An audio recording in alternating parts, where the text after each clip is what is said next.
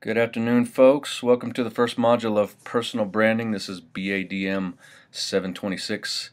In this module, we're just going to begin to get started and lay some of the important prerequisites of a good foundation for personal branding. Alright, so some disclaimers about the course and about my approach as we get going here. So I want you to remember that I'm a business professor, and so I teach these principles to business students, MBA students, and working professionals. And so as I am going to talk about the platforms that we're going to open during this course and the way that we operate on those platforms, I treat every single platform as a tool and not a toy. I never go online to play. I don't have time to play. I always go online for the purpose of doing something that will ultimately and eventually add value to me and maybe bring me some potential economic value in the future. So if you're going to get this course from someone in journalism, it might be an entirely different approach to branding, and other people have different things to say about branding, but for us, we're focused on being professionally personal and increasing our ability to communicate our value to others so that people that need our value, want our value, would be able to find us, know how to reach us, and be able to engage with us along those lines. So keep that in mind. This is a business perspective and not necessarily in line with all the types of stuff that you're going to see out there, because there's a number of different ways to operate on these platforms. All right, so Google is the new business card. Google's a very powerful platform. They really win this game. They're the 800-pound gorilla. When people have questions anymore, one of the first places that they go is they go online. And Google is probably the search engine of choice that they use as they seek to answer their questions. So Google wants to be relevant. When people go online and they have a question, Google works hard to try to return what they think might be the best answer to that question. So they have an algorithm where they search the internet, and whatever search terms you put in your Google search, they try to return again the best answer for that question.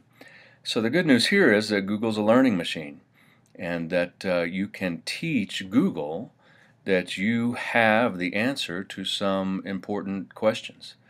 One of the most important questions that we need to answer is, who am I? Who are we? So people, as they interact with us, they'll go online and they'll Google us to try to find out things about us. And that's good news, because if we know what people are going to do, we can anticipate that they're going to do it, and we can prepare for them to do it. So if I know that I'm going to be Googled, I should anticipate being Googled. I'm not afraid of that. I look forward to it, and I prepare to be Googled. And the way I do it is I create all of these online sites that are associated with my name, and then I begin to add the type of content that I want people to find when they find my name. So we're controlling the content around our name when it's searched online. One of the most important things we need to think about doing is actually owning our name online. So owning our URL. I can't be BrettSimmons.com because when I went to buy my name, it was already taken. So I had to buy BrettLSimmons.com. I bought mine through a site called Namecheap. You can use GoDaddy or any other URL provider.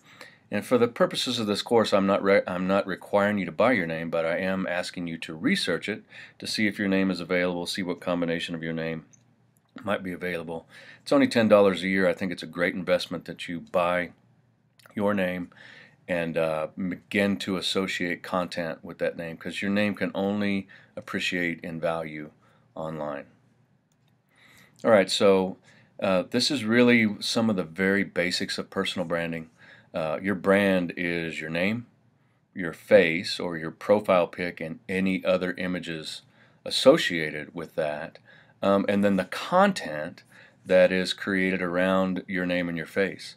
And Google is wanting to find that. It wants to find fresh content. It wants to see what others say about your name and your content. And the game is really trying to get indexed and ranked for our name and our value. So to be indexed means when someone searches for Brett Simmons, that Google returns a list of all the ways to answer Brett Simmons. And there's more than just one. There's numerous Brett Simmons out there.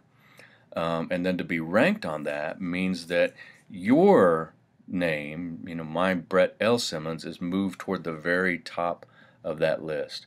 And you really want to be in the top quarter of the page on Google. If you're not on the first page, you're really not relevant. So what we try to accomplish over time is to create enough content that Google learns we are the answer to that name and begins to move us up in the rankings for that name.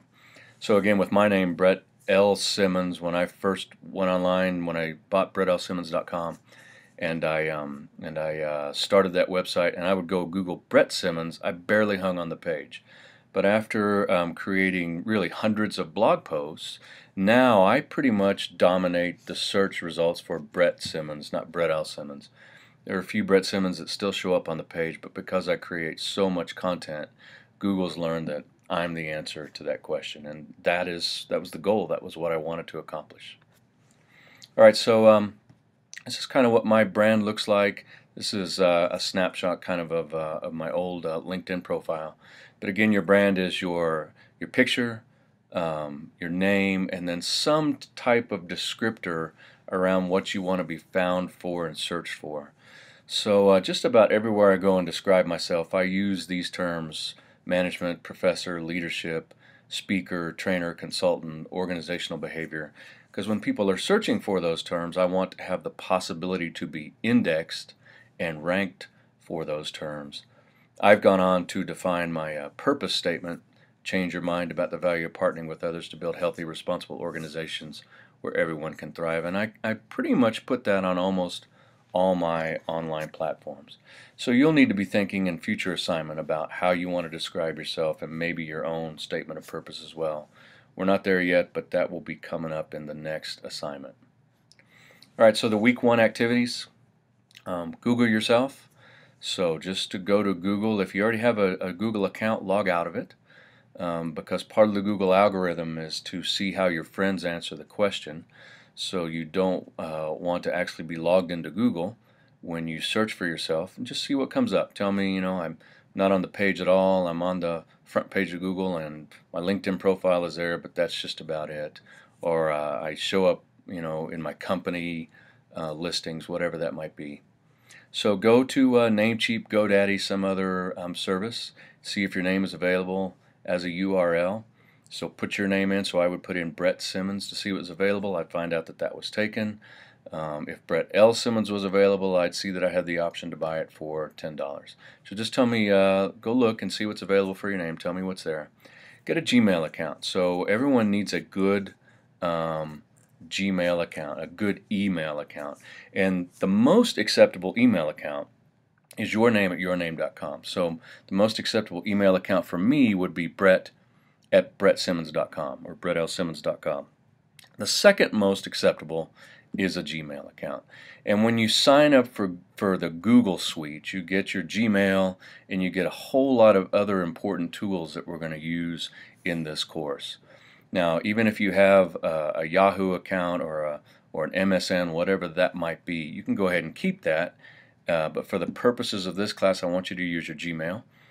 You can forward your Gmail to those other accounts. It will be transparent to me and anyone else that's looking at it. Really, if you're using as an email account anything other than yourname@yourname.com or Gmail, you're almost communicating about yourself that you're a relic. If you're using Yahoo, MSN, Hotmail especially, those are all platforms of the past, and they're really not where things are going. Google is really the mover and shaker in this field, and so we need to be doing everything we can to communicate to Google who we are, what we're about, so that when people go to Google and search, we have a chance of being found. Okay, so get a good profile picture of yourself. So for this, for this week, send me the best one you have. But over, the next few weeks of the course, if you don't have a good one, work on trying to get a good one. It's one of the best investments that you can make. There's a section in your first readings of the book where he talks about what a good profile picture is. It's worth it at your level to have a very good picture of yourself. Make sure it's cropped tight, make sure it has good resolution, make sure there's no one, you don't have your arm around someone that's cropped out, or there are other people or other objects that are distracting in the pic as well. So work on that, and when you send it to me, I'll give you some feedback about whether I like it or whether I think you should work on something else.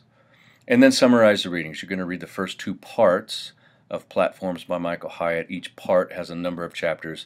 The way he writes in very short chapters, oftentimes in a lot of bullet points. So I don't want you to summarize every chapter. I want you to summarize the part. So give me 4 paragraphs, 4 sentences each, and just summarize what is in each of those parts. So summarize part 1, summarize part 2. All right, so that is module number 1. If you have any questions, please don't hesitate to contact me via email or give me a call.